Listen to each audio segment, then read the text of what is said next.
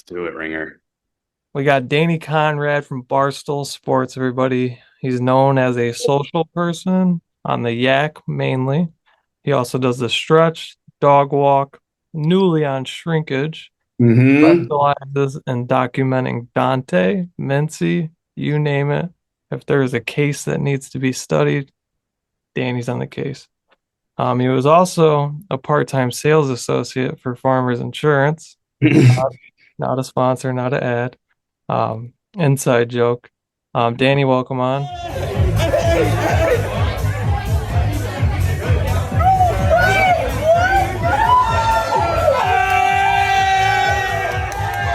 Ringer, thank you for having me. Thank you so much. I got to get ahead of this. Over the past few hours, I have a cold coming on. All right, tomorrow morning I'm going to wake up. I know I'm going to be sick, but this is going to be my flu game. And I took a little Dayquil, so if you see me nod off, I need you to immediately drop everything, come to my apartment, and take me I to the ER. I appreciate you still showing up. That means a lot. No, I'll absolutely. make sure you get out of here quick. I won't pull any Mhm. mincy moves on you. No, no, I'm in no rush. I'm not going out tonight anyways. We can have a full Joe Rogan 3 hour episode if you want, Ringer. So you grow up in Chicago. When does your like love for like I guess content or like social media kind of like come into play for you? Yeah, I'm from the clean streets of the northwest side of Chicago. To answer when I started getting into content, probably like during college, I was doing like some open mics. I was bombing. I wanted to be like a TV writer originally. And then I was taking some classes at Second City. Eventually, I discovered Barstool. And yeah, started a blog, used it as like a resume basically just to send them something. And it took a couple of years. And then I kind of had like this neighborhood blog going from the northwest side of Chicago.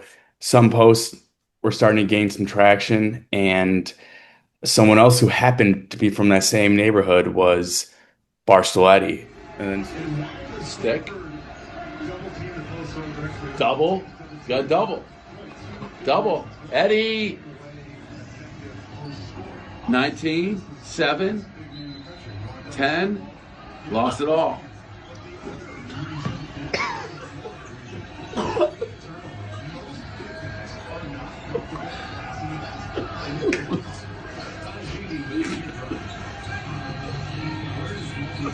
That was wrong. That was fucking wrong. That was wrong. But he was That the was right wrong. way. That was wrong. That was the fucking right play. That was the fucking right play all the way around. It's the $1,500 hand. and then so he like reached out, asked if I wanted to do a podcast. He eventually got picked up and then brought me along as a behind the scenes guy, and the rest is history, Ringer. You know, everything I said the same thing to Tate. It's like everything happens for a reason. I know that's overused a lot, but it's truly like a true quote. When you're right, you're right. Yeah. Yeah, it all worked out luckily, believe it or not. I know in high school you ran into some health issues with leukemia and what's often claimed as pretty terminal. Mm. Um, my godfather actually had it twice when he was a kid and then also when he was 45. So like that kind of hit home for me. Like, how did that really adjust how you viewed things as a person and really life in general? Um, I guess it what I got it when I was like 16, so I was just like some apathetic punk. And right off the bat, the doctors make you feel really comfortable. They're like, hey, this is, a 98% cure rate. So I never really thought I was gonna die. Maybe that was naive, but therefore it wasn't like as traumatic as everyone thinks. I was kind of just like, dude, let's get this over with, how many more months left? But it was definitely like I think I definitely, in a way, wouldn't have never gone for a crazy job like Barstool or thought I could do it. But at the end of the day, I was just like, fuck it, who cares? I know I'm not going to be happy in a cubicle anyways. Might as well try it out for a couple years. And if I don't get it, I don't get it. Yeah, I mean, it's crazy and you know, that's something you could look back on and say, if I could do, I could beat this, I could do this, and Yeah, something motivate you for sure. I should have just used my Make-A-Wish on getting a job at Barstool instead of writing about a fucking neighborhood vlog for years, you know? There's a lot of people that would do that. Yeah. The loyal stoolies, man. Right. Then we'd just be hiring like 14, 15-year-old, 14, 15-year-old sick kids. What kind of operation are we got going on over here? For real. Wouldn't it be the weirdest thing we ever done? No, no. Um, Going back to my intro, for the people that don't understand what I meant, the owner of Barstool Sports walks in and asked Danny, as if he was an employee for them, where the Chicago Barstool people were at. Like, what kind of went through your mind at that point? Did you want to like be like, I'm like a part of them, or you were like kind of aware of like, hey, maybe don't say anything to Dave and just show him where to go? Yeah, it's funny. Like the thing I'm most known for basically is being unknown, having my face blurred. I want to say I am the only person that's ever been blurred in a Dave Portnoy video. And he's got in fights with strangers on the streets. He's had plenty of crazier videos out there. So it's just funny that the one time someone's face gets blurred, it's an employee of his. But he didn't even ask if I worked there. And it was like a reasonable assumption. So we shared an office with a farmer's insurance, and we had two rooms in that office. Everyone else was in the other Barstool room. I was in the Barstool room that you saw him walk into initially. So he probably just assumed like, oh, I got the wrong office. But yeah, no way was I ever gonna correct him. That's a That was pre-Belmont too, right? pre-Belmont. Yep, that was our first ever Chicago office. That's so crazy. Boy, do I not miss it. Eddie found it on Craigslist, right? Yeah, Eddie was just like, he said he was looking for a place to record. Initially, they only had that one small room that I was in back there, Oh my which God. for those at home is like, I'll put the clip bedroom. up. Like, yeah. And I was like, geez, Eddie, like you couldn't look a little harder. We're not just coming in to record. We're doing live serious radio from this place, just praying that the Wi-Fi works. We're having like Blackhawks GMs having to go past random uh, farmers insurance secretaries. There was like a TV repair guy that worked next to us. He's just like randomly seeing Alex DeBrincat walk in. It was, I really wish we had more of like a stool scene Chicago thing going back in the day because it was a straight up fun All house. right. We'll see you tomorrow, Dave. Yep. I talked plenty. There I was an noticed error. Kate and Danny didn't talk at all. Yeah. It's for the best. Do you think he... For the best. No, he. No. Yeah, he knows you. Doesn't know. There's no He's way. seen my face, doesn't know my name. In all of Dave's videos throughout the years, have you ever seen him blur someone's face out? Remember his viral video when he went into our old Chicago Farmers Insurance office? We're in farmers insurance. No. Yeah. I We're a know. $20 billion company. What are you doing? He blurred you? Your face Blurred was in that blurred way. No way. because they thought I was working for Farmers. Yeah, he doesn't know you. Yeah, he doesn't know you at all. Oh, no. He blurred you. God. Oh, that's rough. We gotta blur that guy. They're in that room. The only blur. I got a question for you. What's his name? No clue. I figured. Oh, You got it. No, I don't. it's Danny. Danny, Very Danny funny. Conrad. Yes. Yeah, there we go. We just saw this video. You've been doing pizza reviews forever, out on the streets. Yes. You never blur anyone's face out. You blurred his face out. Why? You know, we must have thought you worked in the other. The only face you've ever blurred out in any video is his. 100%. Not sure why that was blurred. I mean, I obviously didn't blur it, but whoever made that clearly thought you worked in insurance. Very funny though. Yeah, dude. I mean, that's all the beauty of Barstool, though. Like, if you're new to Barstool, you can go back and rewatch, like, literally the whole start to finish of, like, what has it turned into. And it's truly, like, a brick by brick, no pun intended, like, crazy the way that, like, everything elevated to what it is. Because people see that Barstool Chicago HQ now and they're like, wow, like, but they don't know They don't know, Ringer. They don't know. The trenches. Yeah, it wasn't even the fact that it was small. It was just always so hot for some reason. Like That's the worst. if you had more than five people in that room, which we always did, it was just a sauna, You even in can't the. run a loud AC too. You're running a radio. So Oh no, like yeah. Yeah, I don't even think we could have controlled the AC if we wanted to. It was the thermostat was on the outside, and that was for the farmers insurance people because they were the landlords. you got to bargain with them for some more AC. Yeah, please, I'll Venmo you. I'll give you. You're a you're a retired Barstool Beach House season 1, and you also earned a Purple Heart by way of getting a relationship out of it. Yeah, Um, what I would ask from that is you got a ticket for peeing in public. thank you for reminding me. Oh Um, wait, I still have it, Ringer. It's actually make, right make here. sure you blur it out. Yeah, I was gonna say I'm looking for any.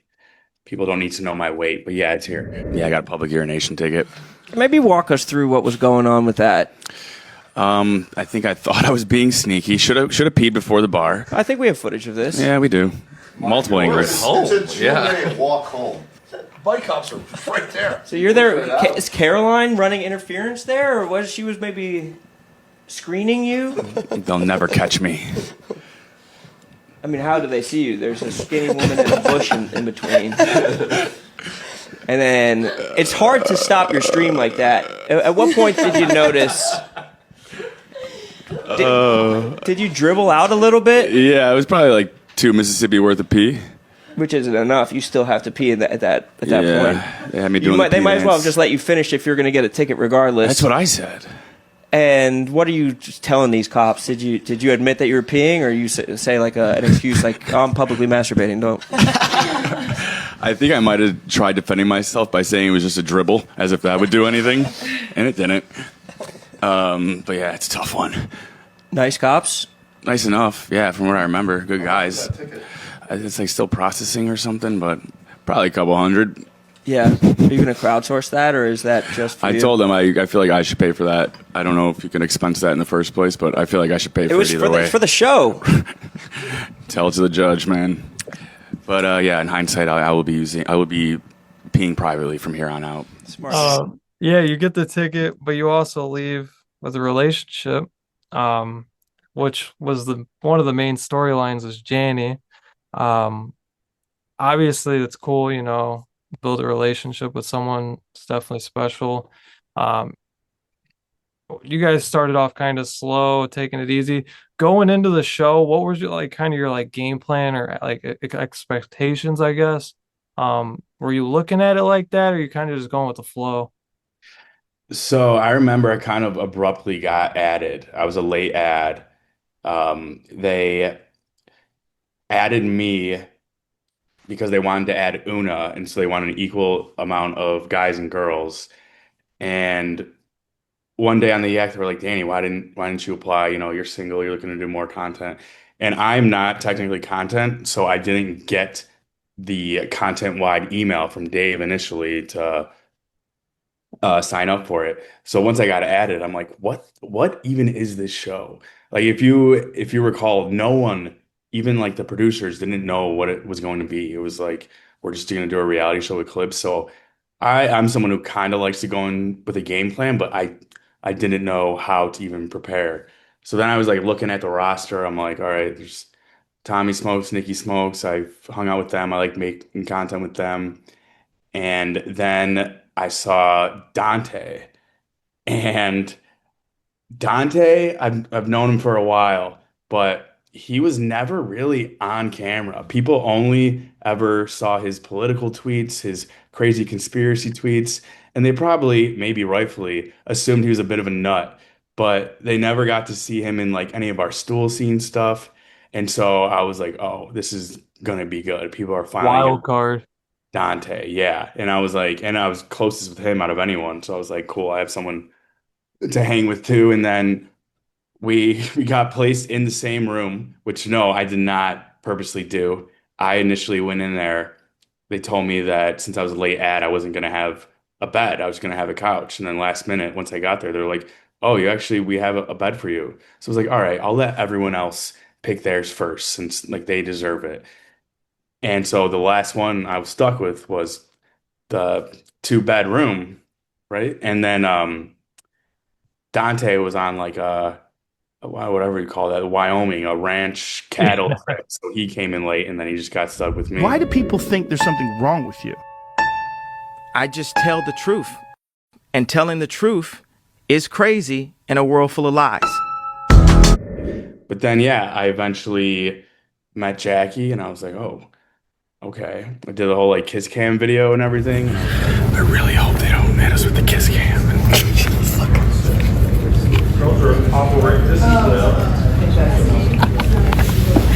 So much less cool.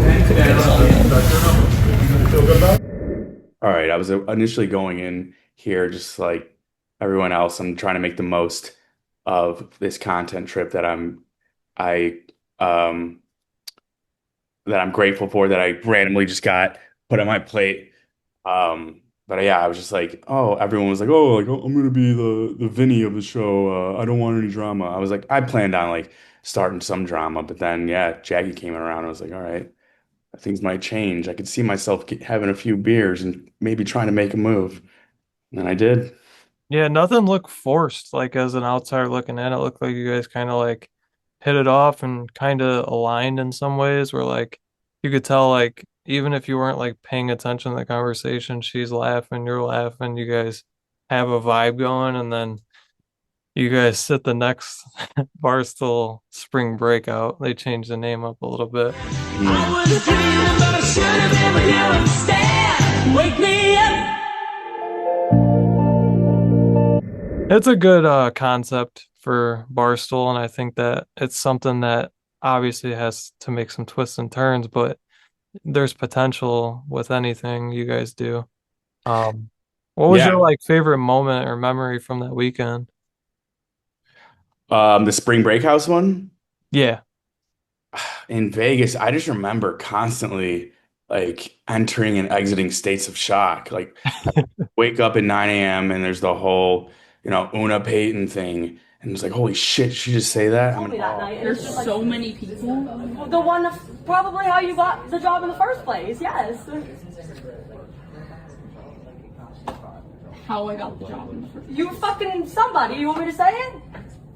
At the Super Bowl. When you were still in college. Don't really want to air your shit out, but it's like, oh my god, you just say shit and then you forget about it. And then I think it was the same night when they randomly flew Annika's situationship out there in front of Nikki. I was like, holy shit, I can't keep like this can't be good for my health getting this shot. Per him, this is Annika's situationship.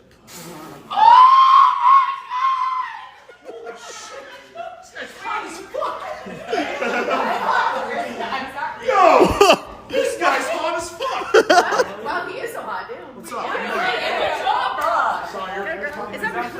Wait, and Probably have a conversation or two. Oh, my bad. Nick, by the way. What's up, man? do you feel awkward? So that day alone was a wild day. I was in shock most of that day. I can't remember which day it was, but we all know. Yeah. Lastly, before I get you out of here, I know you got a cold. Oh, I'm not in a hurry, Ringer. I was just using All that right. as an excuse in case you hear me sniffling and wondering why I'm drinking orange juice at night. For you guys watching, Danny Deutsch and Mikey Bets just started a new show. It's called Shrinkage. It's really entertaining. You guys could have the opportunity to call in. They basically give you advice on something you got going on in your life. They give you their point of view on the situation. They also update you with certain things that are going on around Barstool. It's funny. Hey guys, all right, we have a new show for you guys. It's called Shrinkage. It's myself, Mikey Bets, with Danny Conrad and our producer Deutsch. Call the number right here. Leave a voicemail right here. It's somewhere right here. We're gonna give you guys advice if you guys need events, Relationship advice. Personal hygiene advice. anything. What was kind of the concept behind that? And like, what made you guys want to do that? Well, Mikey came to me with it, and for some reason, he's always really been into like love talk radio, like like on those random FM channels at night. People will be calling him relationship advice. Like he unironically loves those shows. And he was like, dude, I've kind of always had this vision for the show. He was really like married to the idea of like live callers and mixing it up with the audience like that. And he was like, I think me and you mesh really well. And like at the end of the day, we are like kind of trying to give actual advice, maybe in a funny way. So he was like, I kind of need you to balance me out when I'm giving like crazy takes. And then yeah, Deutsch was also looking for opportunities. The three of us get along really well.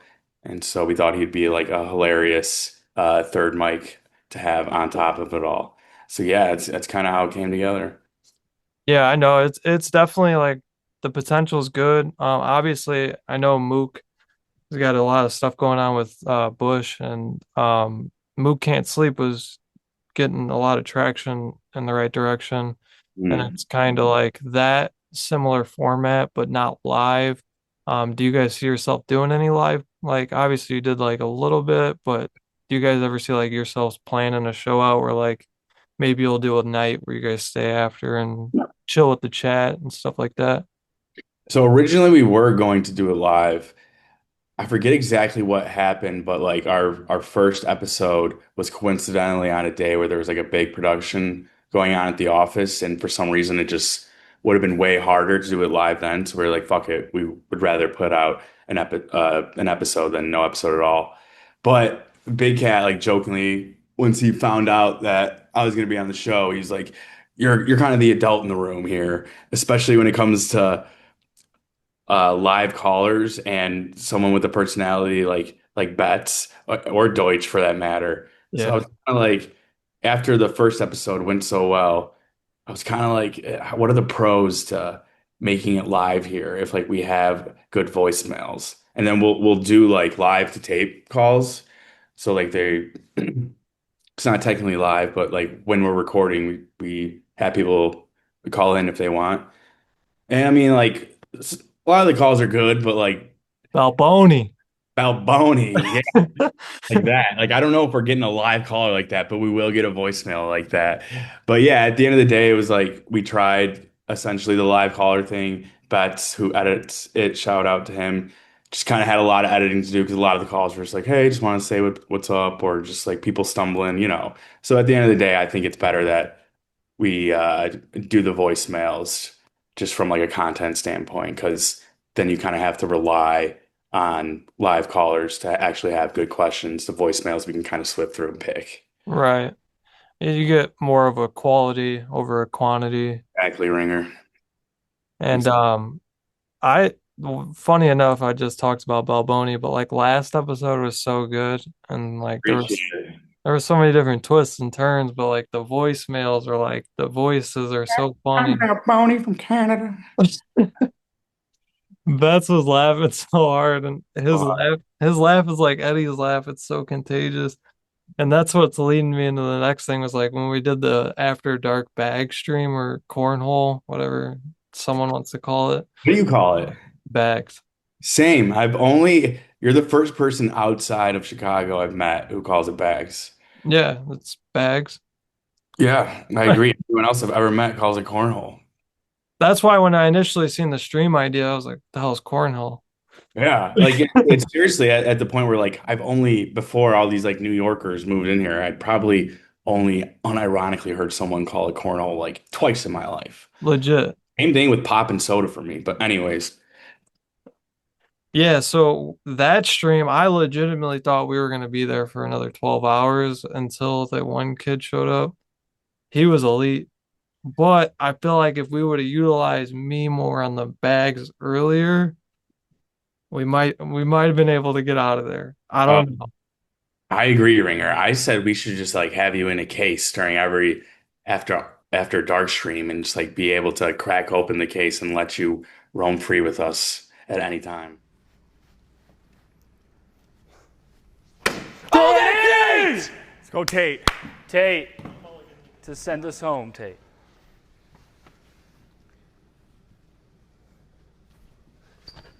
Yeah! Yeah, let's go, Dave. Let's go. Yes. Let's go.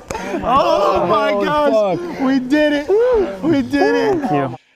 Oh man, dude, those streams make for some of the best content, but it's also some of like the biggest torture if you're a part of the content. So like Mm. it's obviously fun if you're watching it, but if you're involved, it's torture. Like seeing Bloodman get hit with that ultimate milk and then the spit, and then it's like, That's God. it's heinous, Ringer. And yeah, with those streams, it's like for me, it's always the mental aspect of like if you're doing something like bags or like bowling, I did that too. You know that come 2 o'clock a.m., 2 in the morning, if you didn't get it, you then won't get it until like 7 a.m. because at that point, your arm is so tired from bowling. You have to switch up your whole style. And it's like you expect me to be getting 4 strikes in a row with like a sore arm at this point. So, And you work the whole day. Like it's not like you guys slept and then went to the bowling alley. You guys are coming from the office to a bowling alley and then right, then you get in your own head. You're like, shit, I have radio at 10 I gotta a.m. clip this. Yeah. But did you get the name Ringer originally from Jerry from the free throw stream? Really? That rocks. Yeah, so that was so funny. And every like I said, everything happens for a reason. I'm normally like a really good free throw shooter, and I just like for like I haven't picked up a basketball since high school. So when I walked in that gym and I seen all the chat and like I'll be honest, like I was like, man, I don't know if I got it in me right now. And I did work midnights because I was working at a chemical plant at the time. So I just worked a 16-hour shift. I drove up to Barstool from the region, and then I bricked my first free throw, and it was all a mental game after that. It was probably the best thing that could have happened for you in hindsight, though, Ringer. I still suck at free throws. Like I'll come in there and like the chat will be mad, and I'm like, you guys should be like happy. The stream's gonna last longer. I'm not gonna hit these free throws.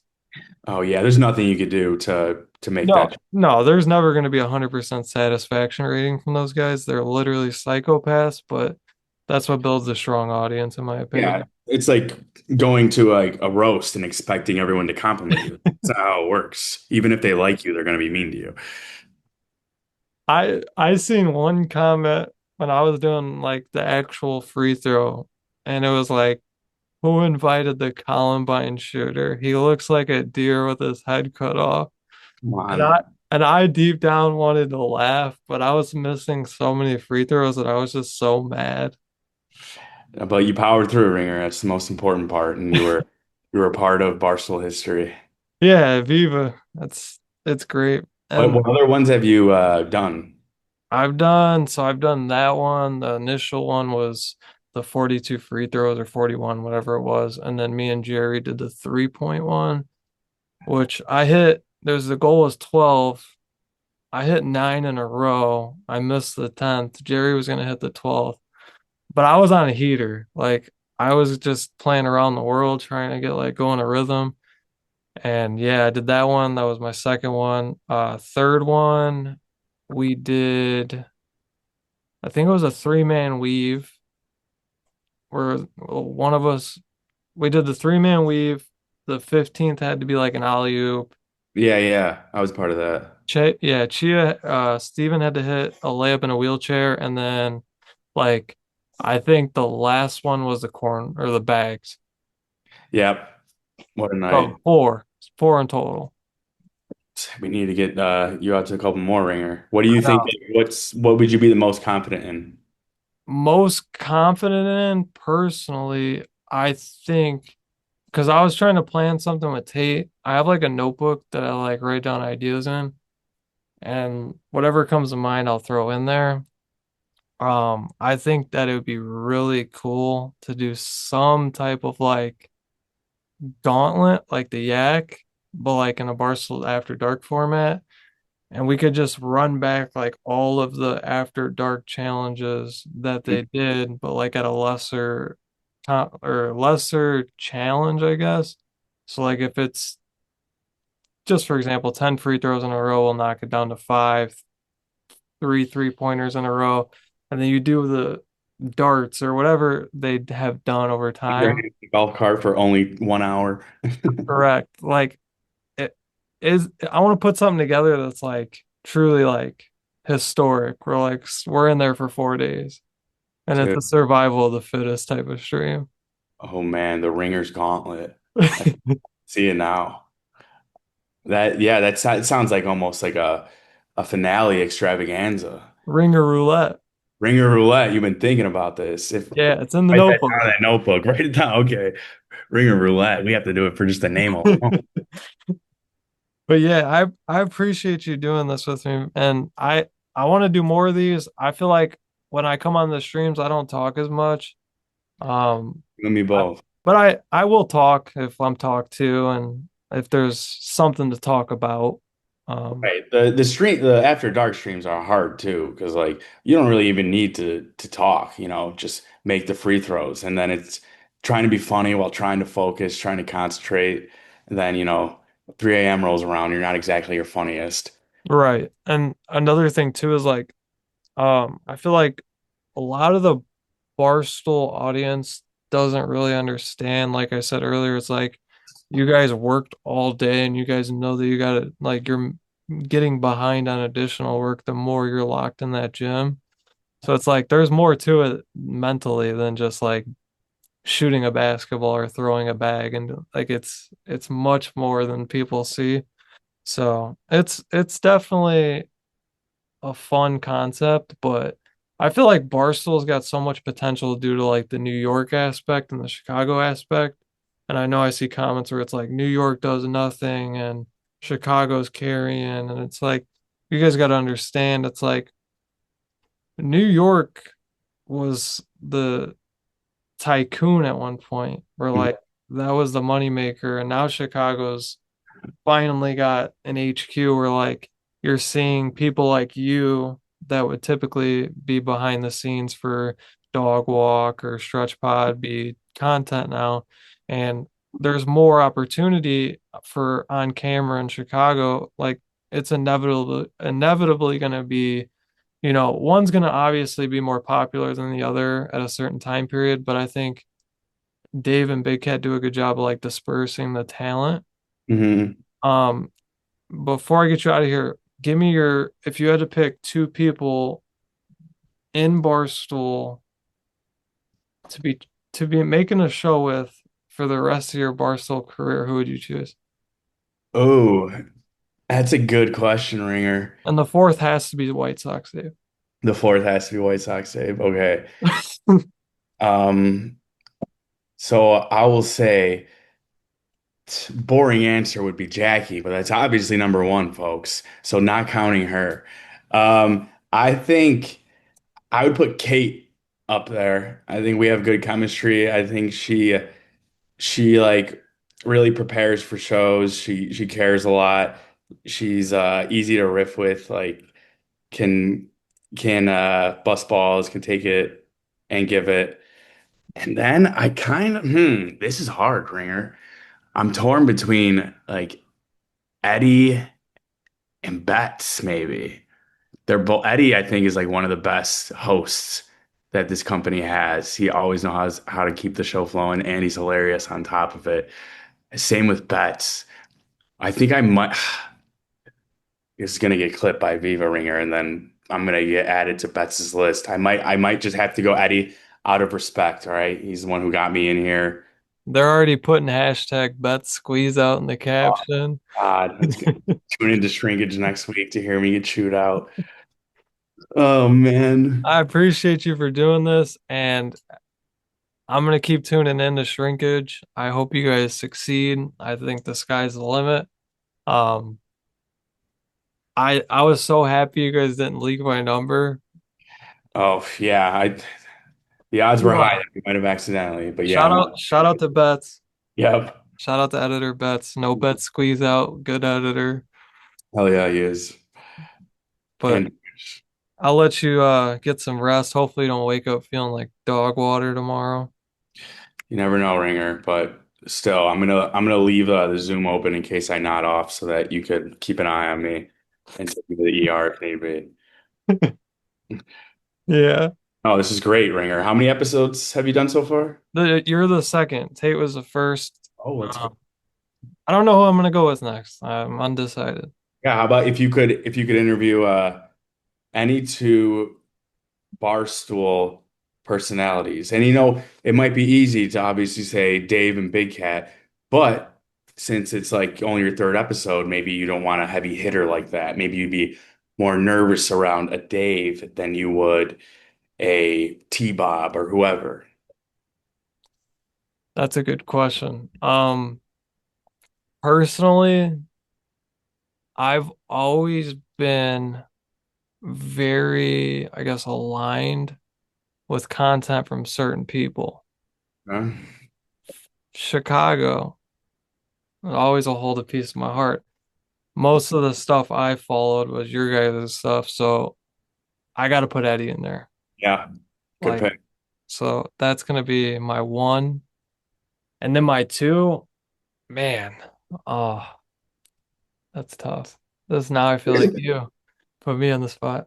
Um, How's it feel, Ringer? I'm just kidding.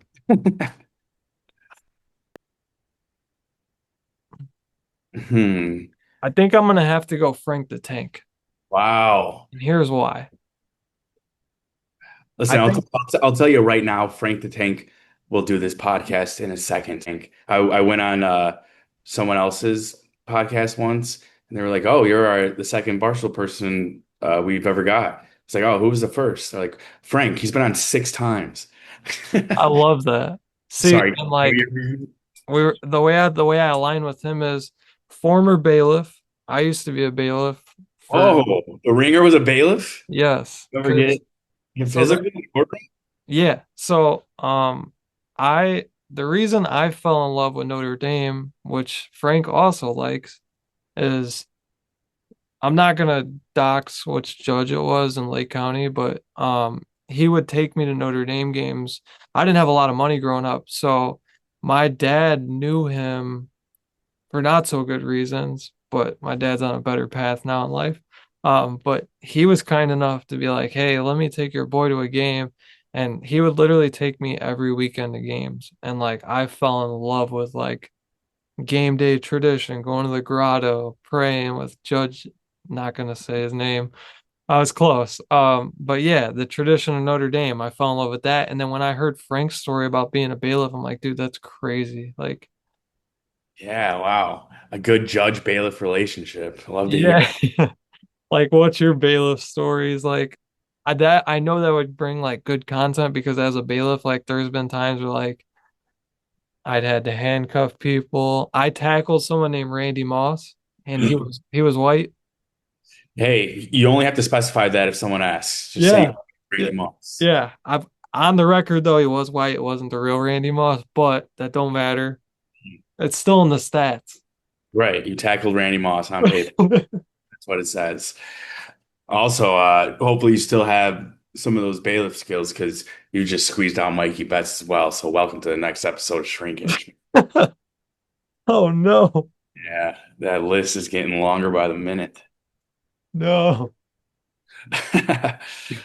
He'll get over it. Yeah. Thank you for always calling in and stuff to Shrinkage too. I forgot to say. No, it's always love, man. I appreciate you guys for letting me call in. Like any type of content that's like oriented around the fans and people who support Barstool's cool because it's like it shows that you guys truly care about the input and definitely care about like people's opinions on like what they think is X, Y, and Z. And I think that show is going to be something special. Trust me. I see the potential. We appreciate that, Ringer, and I hope you're right. You've never been wrong before, so let's keep that trend going. Next caller, daddy payout or what? Hey, call her Mikey. I gotta, I gotta, I gotta get out to an event you guys do in person. I never really, it's hard. I feel like I don't go on my socials as much as I used to. And I never like for some reason like when there's events in Chicago, I always forget to like buy a ticket or so I got to get to an event with you guys so I can hang out in person and we could chop it up. Definitely. We definitely want to do some sort of live event or meetup for Shrinkage one of these days. So maybe that can be your time to shine, Ringer. Yeah. Well, I'll let you chill, bro. Thank you for coming on. Thank you, Ringer. We're gonna try not to get Mikey too riled up when this uploads, and Wait for that's that. that's sad that that's what we're leaving with tonight. Is Bets is gonna be mad. It's all right. It's all right. Now he'll have more to vent about next episode. Yeah, true, true. What's the deal with this Ringer kid? Like, what's he got against me? I've never even met the guy. I shout him out every time on this We podcast, take his calls, Danny. and then he chooses Frank, my enemy of all people. I hear it now. Thanks for coming on, bro. Have a good night. All right, Ringer. Thank you, man. Dear Lord, that's classic.